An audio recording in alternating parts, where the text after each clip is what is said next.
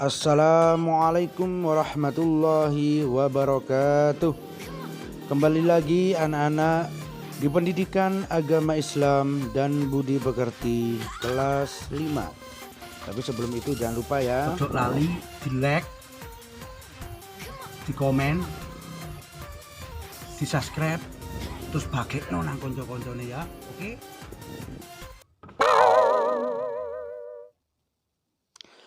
Baik anak-anak, untuk pelajaran kali ini adalah mengenal nama Allah dan kitab-kitabnya. Pelajaran kedua di kelas 5. Sebelum pelajaran, mari kita berdoa terlebih dahulu. A'udzu billahi minasyaitonir rajim. Bismillahirrahmanirrahim. Raditu billahi rabba wa bil islami dina wa bi muhammadin nabiyya wa rasula rabbi zidani ilma warzuqni fahma. Baik adik-adik, kita ke pelajaran yang pertama, yakni mari mengenal Allah Subhanahu wa taala. Yang nomor 1, mengenal Allah Subhanahu wa taala melalui Asmaul Husna sudah menjadi kebiasaan.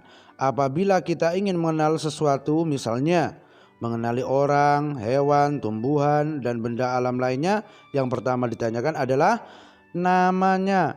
Melalui nama itu kita mengenal sesuatu. Demikian juga dengan Tuhan atau dengan Allah. Siapakah Tuhan? Agama Islam menyebutnya dengan Allah Subhanahu wa ta'ala. Untuk mengenal lebih jauh siapa Allah Subhanahu wa ta'ala, jawabannya ada pada Asmaul Husna. Oleh karena itu Allah Subhanahu wa taala mewahyukan namanya kepada manusia melalui kitab suci Al-Qur'an. Di sana disebutkan nama-nama Allah sebanyak 99 nama atau disebut dengan Asmaul Husna, yaitu nama-nama Allah yang baik. Adapun pelajaran Asmaul Husna di kelas 5 ini dibatasi hanya 4 Asmaul Husna, yaitu yang pertama Al-Mumit, Al-Hayyu, Al-Qayyum, dan Al-Ahad. Uraiannya adalah sebagai berikut.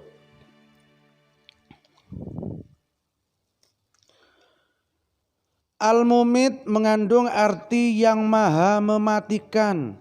Allah Subhanahu wa ta'ala telah berfirman, setiap orang yang bernyawa pasti mati. Oleh karena itu kematian tidak dapat dihindari oleh siapapun. Kematian bukanlah sesuatu yang ditakuti, akan tetapi kematian adalah sesuatu yang akan datang kepada kita. Ini gambar yang menunjukkan bahwa seseorang itu tidak akan pernah kekal di dunia ini. Manusia akan mati kembali ke alamnya. Baik adik-adik, yang kedua kemudian adalah Al-Hayyu, yang maha hidup. Mengandung arti bahwa Allah Subhanahu wa ta'ala hidup kekal selamanya. Dan yang memberi hidup makhluknya, hidup atau mati ada di dalam kekuasaan Allah. Contoh, beberapa banyak orang yang sedang mengalami sakit parah, sakit berat dan lain sebagainya. Baik, untuk berikutnya adalah Al-Qayyum, yang maha berdiri atau mandiri. Mengandung arti Allah Subhanahu wa ta'ala itu berdiri sendiri untuk selama-lamanya. Memberikan pendidikan kepada manusia supaya hidup tidak selalu bergantung kepada orang lain. Sekuat apapun kita, setangguh apapun kita tetap bergantung kepada Allah Subhanahu wa ta'ala. Hidup harus punya semangat mandiri dalam segala situasi dan kondisi. Pada zaman dahulu ada pepatah yang mengatakan berdiri di atas kaki sendiri, berdiri di atas kaki sendiri. Ya betul, memang kita berdiri di atas kaki sendiri. Kita harus mandiri. Bagi siswa kelas 5, bila di rumah harus sudah dapat melakukan sendiri hal-hal tertentu, misalnya merapikan tempat tidur, menyiapkan peralatan untuk sekolah, mencari sendiri pakaian sekolah dan lain sebagainya. Itulah sikap kemandirian kita melaksanakan sifat daripada Al-Qayyum yang diberikan kepada kita oleh Allah Subhanahu wa Ta'ala. Biar hidup kita indah, biar hidup kita enak dipandang orang lain. Karena apa? Karena kemandirian kita.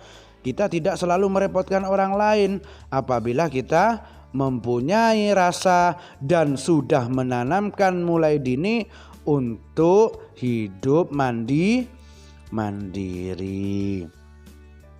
Adik-adik yang saya cintai, perlu kita ketahui bahwa hidup di dunia ini tidak ada yang abadi, tidak ada yang kekal, melainkan Allah Subhanahu wa Ta'ala.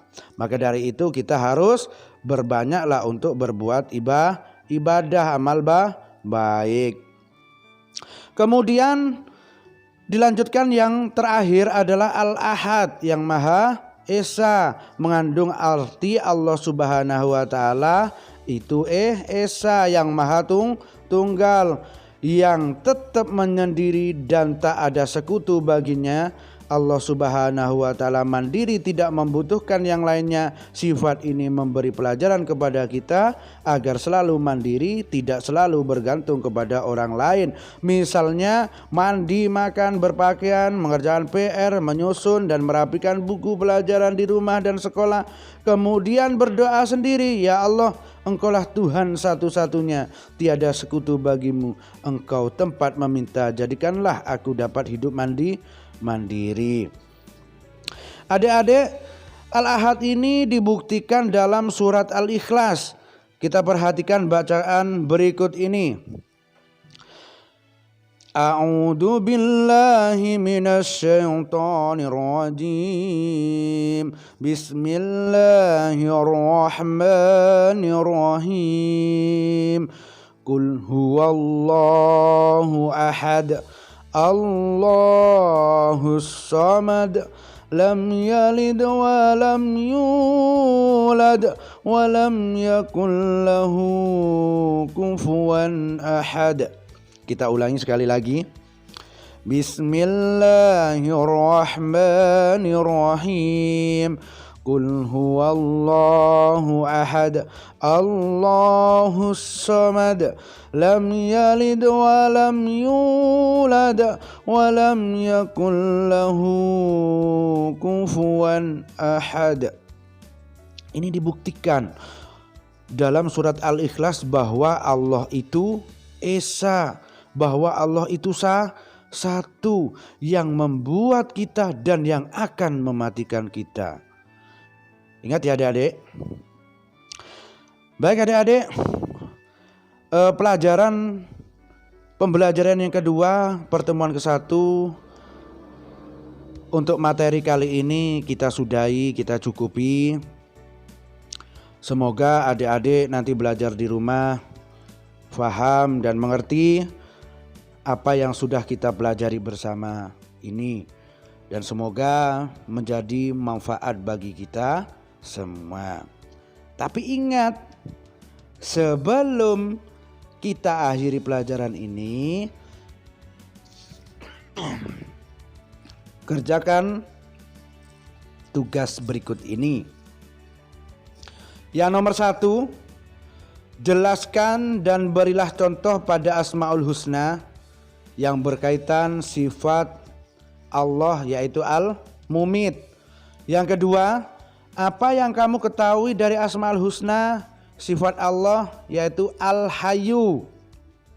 Dan yang ketiga, berilah contoh dari sifat Asmaul Husna Al-Qayyum. Ya, sudah kita bahas tadi dari awal sampai akhir. Dan yang terakhir, tulislah ayat Al-Quran yang membuktikan bahwa Allah adalah Zat Al-Ahad, atau Zat yang Esa, atau Zat yang satu. Baik, dikerjakan di rumah ya adik-adik. Dan jangan lupa kerjakan dengan benar. Tetap jaga kesehatan, tetap jangan lupa untuk melaksanakan kewajiban yaitu sholat.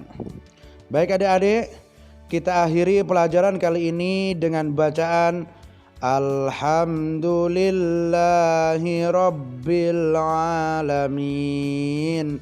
Wassalamualaikum warahmatullahi wabarakatuh. Selamat belajar.